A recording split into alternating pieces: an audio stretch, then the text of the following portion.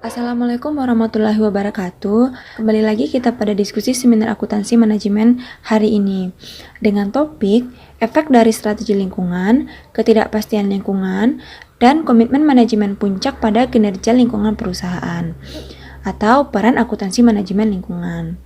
Sebelum itu, kami dari kelompok 2 yang beranggotakan Marvita Yenti, Westi Rahmadani, dan Nabila.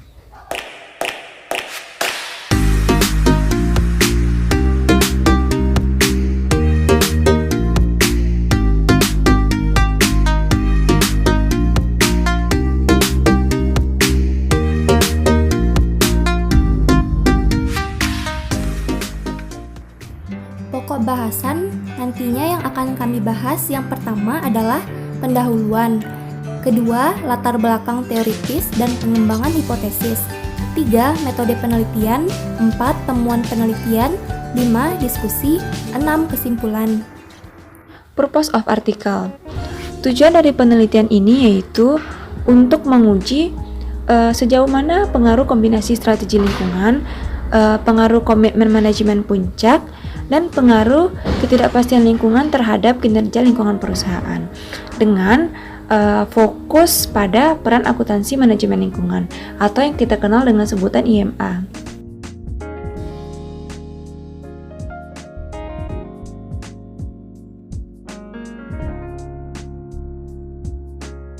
Introduction. Akuntansi lingkungan belakangan ini mendapatkan momentum yang cukup besar dalam pencarian organisasi yang berkelanjutan. Hal ini dikarenakan para pemangku kepentingan menekankan kepada para manajernya untuk fokus kepada masalah lingkungan dan mengevaluasi kinerja lingkungan. Untuk mencapai tujuan tersebut, perusahaan harus menerapkan strategi yang tepat. Di sini strategi yang digunakan yaitu penggunaan IMA atau akuntansi manajemen lingkungan yang dianggap sebagai keunggulan yang kompetitif bagi banyak perusahaan. Kemudian organisasi yang ramah lingkungan itu cenderung bergantung kepada komitmen manajemen puncak yang pada akhirnya menghasilkan pencapaian atas keunggulan yang kompetitif. Kemudian proses untuk menuju kinerja lingkungan berkelas dunia dibutuhkan keterlibatan sumber daya perusahaan, diantaranya komitmen manajemen puncak, perencanaan, dan penggunaan akuntansi manajemen lingkungan. Penelitian ini dilatar belakangi oleh kurangnya bukti empiris yang saat ini tersedia pada produksi bersih tentang apakah penggunaan IMA dapat meningkatkan kinerja lingkungan perusahaan. Dan sebagian penelitian dia fokus dan menghubungkan akuntansi pada pengungkapan sosial perusahaan dan fokus pada efisiensi kinerja perusahaan. Namun beberapa penelitian dia menunjukkan bahwa adanya kesenjangan antara liberator yang belum diperiksa, termasuk di sini peran sumber daya gabungan perusahaan seperti IMA tadi, akuntansi manajemen lingkungan, dukungan manajemen puncak yang dalam hal ini dapat meningkatkan penghijauan perusahaan. Selanjutnya yaitu bagian latar belakang teoritis dan pengembangan hipotesis.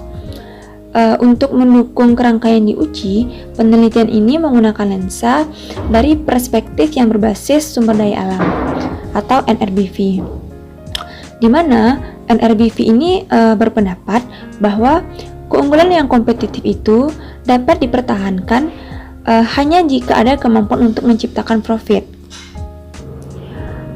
yang didukung oleh sumber daya yang tidak mampu diduplikasikan oleh para pesaing. Hal ini terdiri dari 3 strategi. Yang pertama yaitu strategi pencegahan polusi. Yang kedua, strategi penata gunaan produk. Dan strategi yang ketiga yaitu pembangunan yang berkelanjutan. Di mana dari 3 indikator tadi masing-masing memiliki kekuatan pendorong lingkungan yang berbeda-beda. Selain itu, jika peningkatan kinerja lingkungan diarahkan pada reputasi perusahaan, ini secara tidak langsung akan meningkatkan kemampuan perusahaan untuk mengelola sumber dayanya. serta menggabungkan semua sumber daya yang dimiliki perusahaan dengan kemampuan yang ada, itu akan merupakan nilai tambah yang besar bagi perusahaan. Bagian kedua yaitu strategi lingkungan, IMA, dan kinerja lingkungan perusahaan. Strategi lingkungan yang baik dapat mengurangi dampak operasi terhadap lingkungan. Yang hal ini dapat kita lakukan dengan cara melalui produk, proses, dan kebijakan perusahaan, seperti mengurangi konsumsi energi limbah, menggunakan sumber daya hijau yang berkelanjutan, dan pengimplementasian sistem akuntansi manajemen yang berbasis dengan lingkungan. Penggunaan IME dan EMCS di perusahaan dipengaruhi oleh strategi lingkungan perusahaan sebagai bagian dari strategi bisnis. IME dapat membantu perusahaan untuk memenuhi tanggung jawabnya terhadap lingkungan. Sedangkan IMCS ini dia memastikan bahwa manajer itu menggunakan sumber daya yang tersedia secara efektif untuk mempromosikan kinerja perusahaan. Dengan demikian, kedua hal tersebut dirancang untuk memenuhi tujuan perusahaan yang berkaitan dengan kinerja lingkungan yang berkelanjutan. Nah, dari beberapa diskusi tadi, diturunkanlah beberapa hipotesis pada pembahasan ini. Hipotesis yang pertama yaitu strategi lingkungan memiliki efek yang positif pada kinerja lingkungan perusahaan. Dan hipotesis yang kedua yaitu strategi lingkungan memiliki efek positif yang tidak langsung pada kinerja lingkungan perusahaan melalui IME. Bagian yang ketiga yaitu membahas komitmen manajemen puncak, IME, dan kinerja lingkungan perusahaan. Menurut Perez pada tahun 2007, dia menyatakan bahwa ada 3 aset tidak berwujud yang dalam hal ini berpengaruh dalam perbaikan lingkungan, yaitu yang pertama ada komitmen manajemen puncak terhadap masalah lingkungannya. Indikator yang kedua yaitu perencanaan strategi lingkungan, dan indikator yang ketiga yaitu penggunaan IME. Informasi yang dihasilkan dari IME ini biasanya membantu manajer dalam mengembangkan indikator untuk mengukur kinerja lingkungan perusahaan mereka. Komitmen manajemen puncak terhadap lingkungan merupakan faktor yang penting dalam menilai dan meningkatkan praktik manajemen lingkungan dan adopsi IME. Berdasarkan penjabaran tadi, diturunkanlah beberapa hipotesis pada pembahasan ini. Hipotesis yang pertama yaitu komitmen manajemen puncak memiliki efek positif terhadap kinerja lingkungan perusahaan. Dan hipotesis yang kedua yaitu komitmen manajemen puncak memiliki efek yang positif secara tidak langsung pada kinerja lingkungan dengan penggunaan IME. Dan bagian keempat dalam pembahasan ini yaitu membahas ketidakpastian lingkungan yang dirasakan dalam penggunaan IME. Ketidakpastian lingkungan merupakan situasi yang tidak dapat diprediksi, seperti perubahan iklim atau bencana alam, atau ketidakpastian pada perubahan pasar, seperti keinginan pelanggan, tantangan pesaing, dan perubahan teknologi yang mengarahkan perusahaan untuk merespon baik pada saat ini maupun di masa yang akan datang. Perubahan ini menyebabkan ketidakpastian baru yang terkait dengan lingkungan alam atau ketidakpastian lingkungan ekologis yang dirasakan. Ketidakpastian lingkungan merupakan tantangan bagi setiap perusahaan terkait dengan kurangnya informasi tentang akuntansi hijau dan kecepatan informasi lingkungan sebagai faktor yang membatasi tindakan. Dalam kondisi ini, ketidakpastian yang tinggi, informasi yang canggih dapat membantu manajer meningkatkan kualitas keputusan dan mengurangi dampak lingkungan, karena informasi ini memberikan beberapa alternatif dan solusi. Misalnya nih, akuntabilitas dan transparansi memimpin keputusan tentang tindakan pengolahan lingkungan. Dan berdasarkan beberapa penjabaran tadi, diturunkanlah hipotesis pada bagian ini, yaitu hipotesisnya ketidakpastian lingkungan yang dirasakan memiliki efek positif pada penggunaan IME. Baiklah, melanjutkan presentasi dari teman saya. Selanjutnya, saya akan membahas mengenai metode penelitian yang digunakan dalam penelitian ini, di mana pada metode penelitian akan dibahas dua judul besar, yaitu ukuran dan skala, yang kedua yaitu analisis data. Selain itu juga akan dibahas terkait dengan responden dalam penelitian, cara pengumpulan data, dan hasil uji T. Nah, selanjutnya metode penelitian pembahasan mengenai responden. Responden atau pihak-pihak yang dijadikan sebagai sampel dalam penelitian ini adalah manajer tingkat atas yang bekerja untuk perusahaan bersertifikat ISO 14001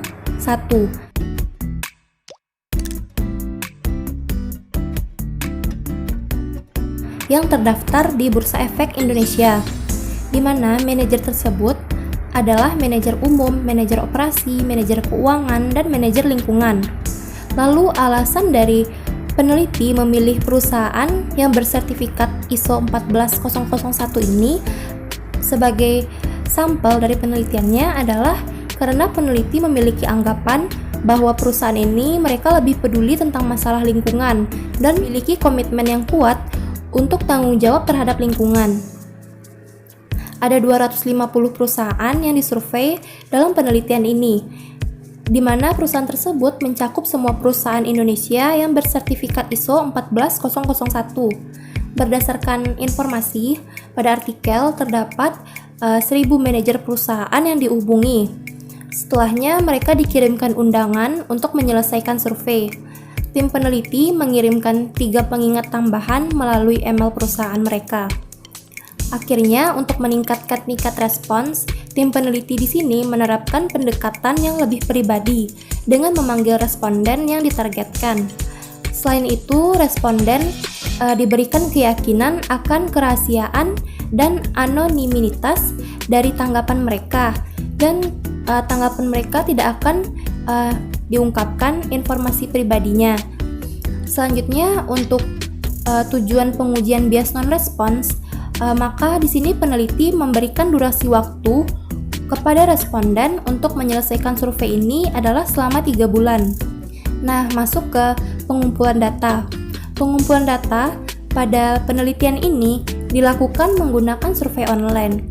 Survei online di sini maksudnya adalah kuesioner, di mana survei online menempatkan kuesioner yang digunakan untuk mengukur masing-masing variabel penelitian ini pada platform aplikasi. Tautan web ke kuesioner dikirimkan melalui email ke masing-masing perusahaan. Alamat email itu diperoleh dari situs web perusahaan atau dicari melalui direktori dan informasi yang tersedia dari Kementerian Lingkungan Hidup.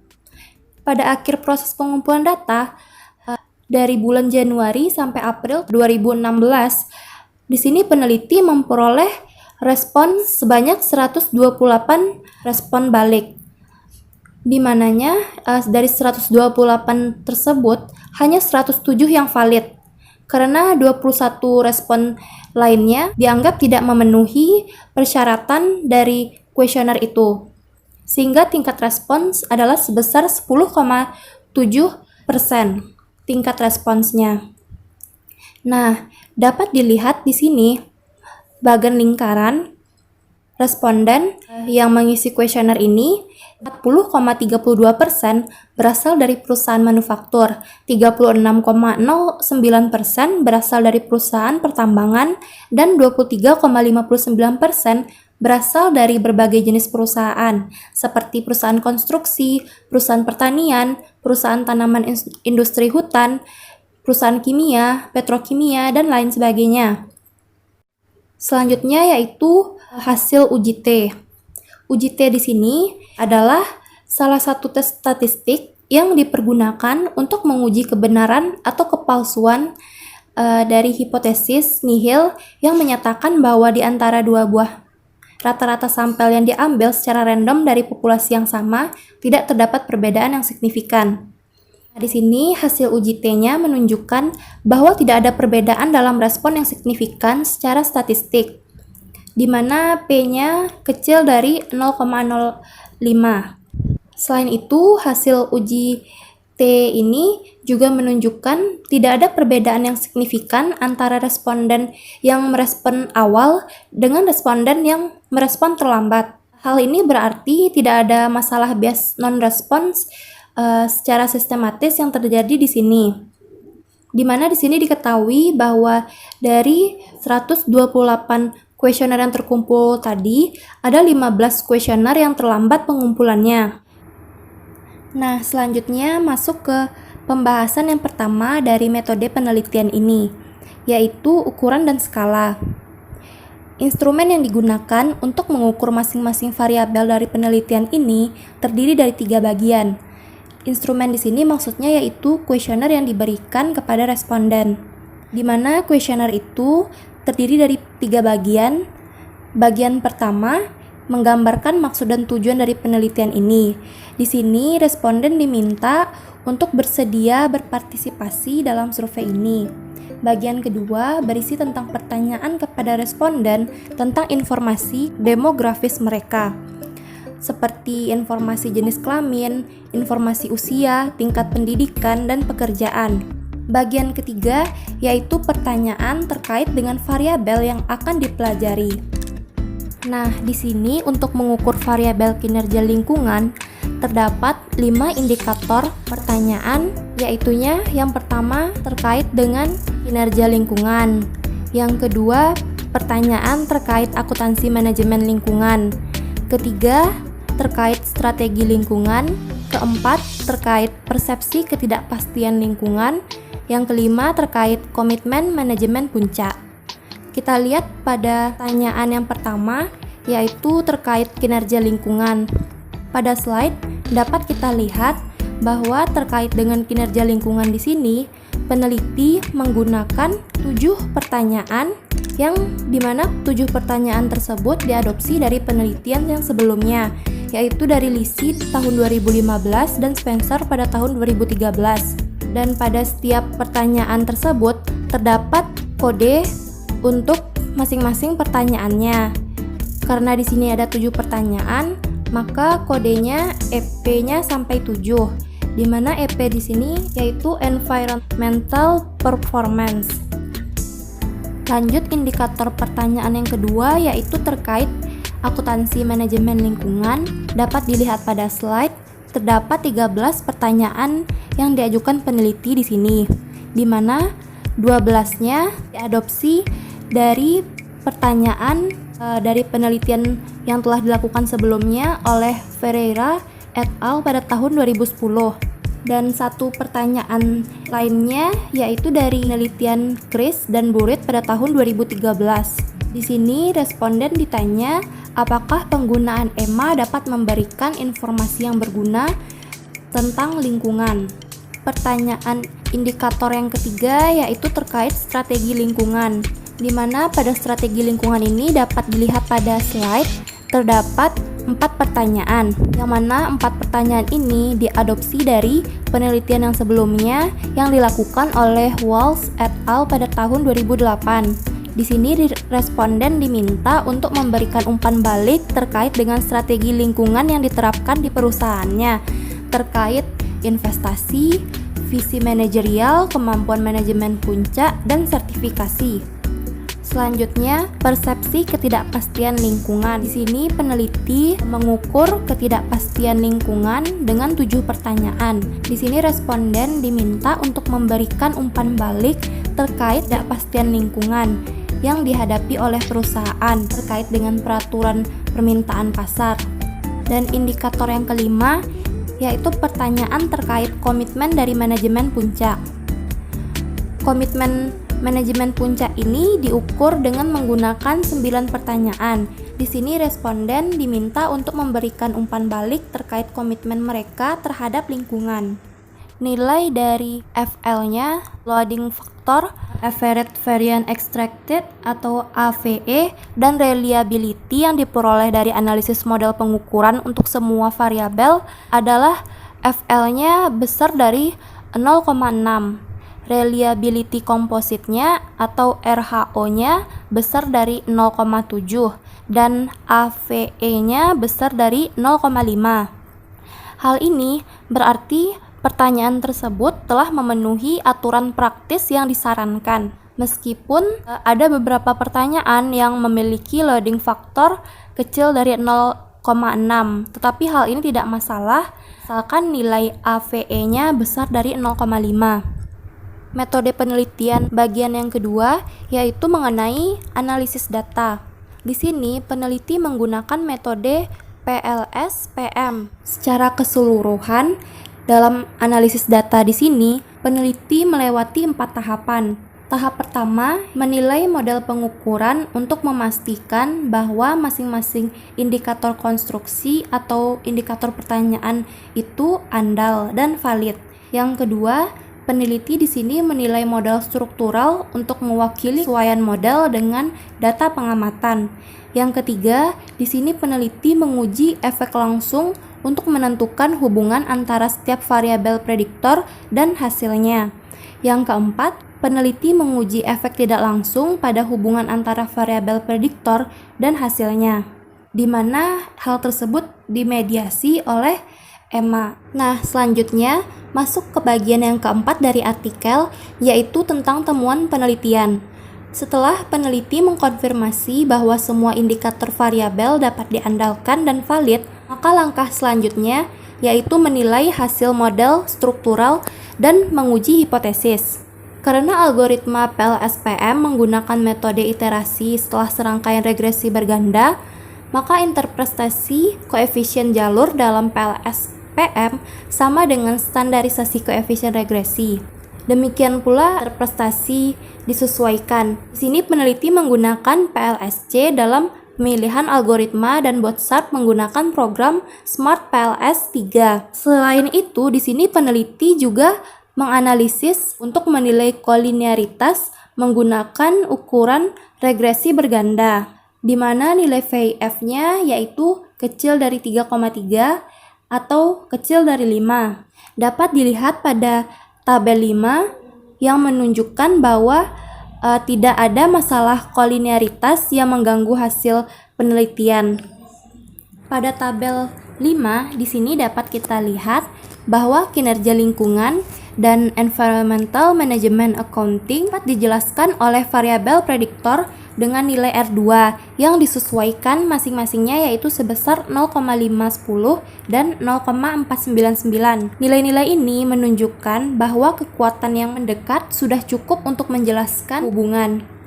Nilai ukuran efek yang dihasilkan dari masing-masing variabel prediktor dalam model berkisar dari 0,09 hingga 0,19 yang termasuk dalam kategori kecil hingga sedang.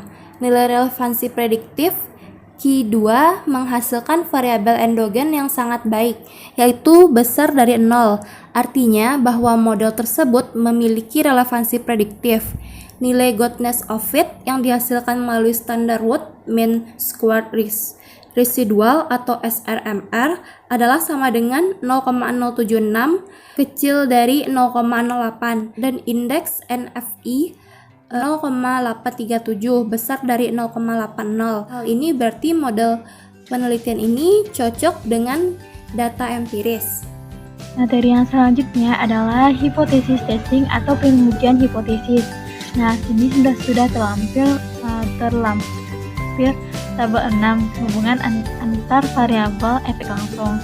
Nah, di sini ada CHES yang artinya singkatan dari strategi lingkungan, PEU ketidakpastian lingkungan, TMC yaitu komitmen manajemen top, EMA akuntansi manajemen lingkungan, dan EPI atau kinerja lingkungan. Nah, kita lihat pada baris yang pertama itu ada bagaimana hubungan antara strategi lingkungan terhadap kinerja lingkungan. Nah, di sini dia bernilaikan 0,24 dengan nilai P kurang dari 0,01 dan ini berarti bahwa hipotesis 1A itu didukung. Selanjutnya itu strategi lingkungan pada manajemen lingkungan itu memiliki nilai 0,241 dan ini membuktikan bahwa H1B didukung penuh dan ini sesuai dengan literatur yang sebelumnya. Bagian yang selanjutnya adalah bagaimana hubungan antara top komitmen manajemen top terhadap kinerja lingkungan, dan itu memiliki nilai 0,311, dan ini membuktikan bahwa hipotesis 2A-nya itu didukung penuh. Yang selanjutnya ada komitmen manajemen memiliki efek positif pada kinerja lingkungan perusahaan, dan itu dari yang bernilaikan 0,311 tadi. Selanjutnya dari tabel kita juga dapat melihat bagaimana hubungan antara TMC pada EMA adalah 0,433, dan EMA terhadap EP adalah 0,378, dengan nilai nilainya itu kurang dari 0,01. Ini artinya hipotesis 2B itu didukung penuh. Ya, ini juga dan ini berarti memiliki pengaruh efek tidak langsung yang diuji dan memperoleh hasil yang sama. Ini menunjukkan bahwa akuntansi manajemen lingkungan bertindak sebagai mediasi parsial yang melengkapi hubungan antara komitmen manajemen puncak dan kinerja lingkungan. Akhirnya hubungan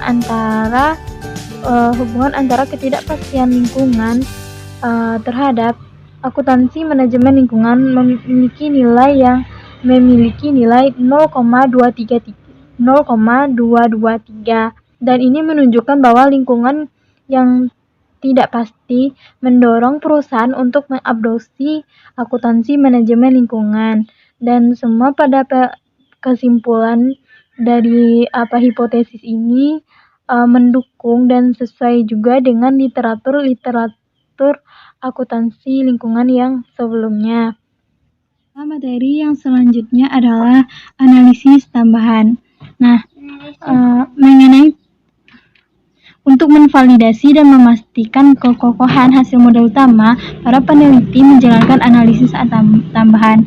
Peneliti membandingkan peringkat program penilaian peringkat kinerja perusahaan atau PROPER yang diperoleh oleh masing-masing perusahaan dari Kementerian Lingkungan dengan kinerja lingkungan yang masing-masing berdasarkan jawaban responden. Hasilnya menunjukkan bahwa P-nya lebih besar dari 0,05 antara peringkat proper dan manajer persepsi kinerja lingkungan mereka, yang berarti bahwa hasil modal utama memiliki ketahanan yang baik. Ini menunjukkan bahwa tidak ada bias sistematis yang mengganggu hasil ini untuk dua ukuran kinerja lingkungan perusahaan. Baiklah, materi yang selanjutnya adalah discussion. Mengenai tujuan penelitian yang pertama, dinyatakan bahwa strategi lingkungan dapat secara langsung mempengaruhi kinerja lingkungan yang secara tidak langsung melalui penggunaan akuntansi manajemen lingkungan. Hasil analisis memberikan bukti yang sepenuhnya mendukung hipotesis yang pertama ini, yang artinya di mana strategi lingkungan itu membantu meningkatkan kinerja lingkungan perusahaan secara berkelanjutan. Nah, itu yang pertama. Yang kedua, tujuan penelitian kedua adalah melihat atau mengeksplorasi apakah komitmen manajemen puncak dapat secara langsung mempengaruhi kinerja lingkungan secara tidak langsung melalui penggunaan akuntansi manajemen lingkungan. Hasil analisis menunjukkan dan memberikan bukti untuk sepenuhnya mendukung hipotesis yang kedua ini. Hasil ini juga sejalan dengan Perez pada tahun 2007 yang menemukan bahwa salah satu faktor yang dapat meningkatkan kinerja lingkungan perusahaan adalah komitmen manajemen puncak terhadap masalah lingkungan.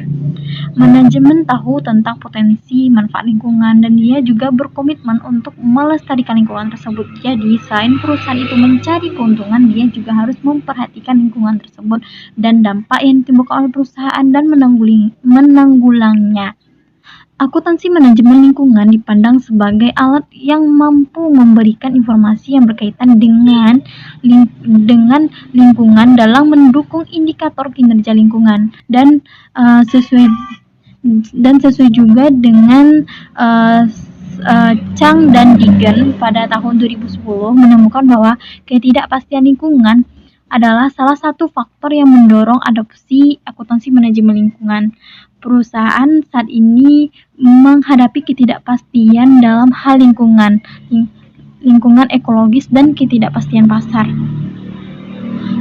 Penggunaan akuntansi manajemen lingkungan dianggap sebagai solusi yang membantu manajer dalam membuat keputusan yang tepat ketika menghadapi lingkungan yang tidak pasti.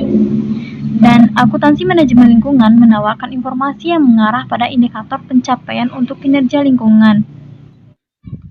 Baiklah, materi yang terakhir adalah bagaimana kesimpulan dari artikel ini. Nah, sebelumnya artikel ini bertujuan untuk menguji pengaruh kombinasi sumber daya organisasi seperti aset tidak berwujud untuk terus meningkatkan kinerja lingkungan. Dan penelitian ini merupakan panggilan dari penelitian dari Chris and Burnett tahun 2013, Perez 2007, dan Pondeville tahun 2013 untuk memperpanjang pengujian mereka dengan mempertimbangkan konsekuensi dari adopsi akuntansi manajemen lingkungan. Dalam makalah ini, peneliti berpendapat bahwa untuk mencapai peningkatan kinerja lingkungan diperlukan komitmen dari manajemen puncak sebagai penerapan strategi lingkungan yang tepat dan penggunaan akuntansi manajemen lingkungan. Dalam implikasi praktis, temuan memberikan pemahaman yang mendalam tentang bagaimana perusahaan itu dapat melakukan sertifikasi oleh ISO 14001 di Indonesia, harus meningkatkan di mana mereka harus meningkatkan kinerja lingkungan mereka dengan menerapkan strategi lingkungan yang sesuai, mengembangkan komitmen manajemen puncak terhadap lingkungan, dan penggunaan alat akuntansi manajemen lingkungan. Hasil ini dapat memberikan referensi kepada pengambil keputusan organisasi untuk terus meningkatkan kinerja lingkungan.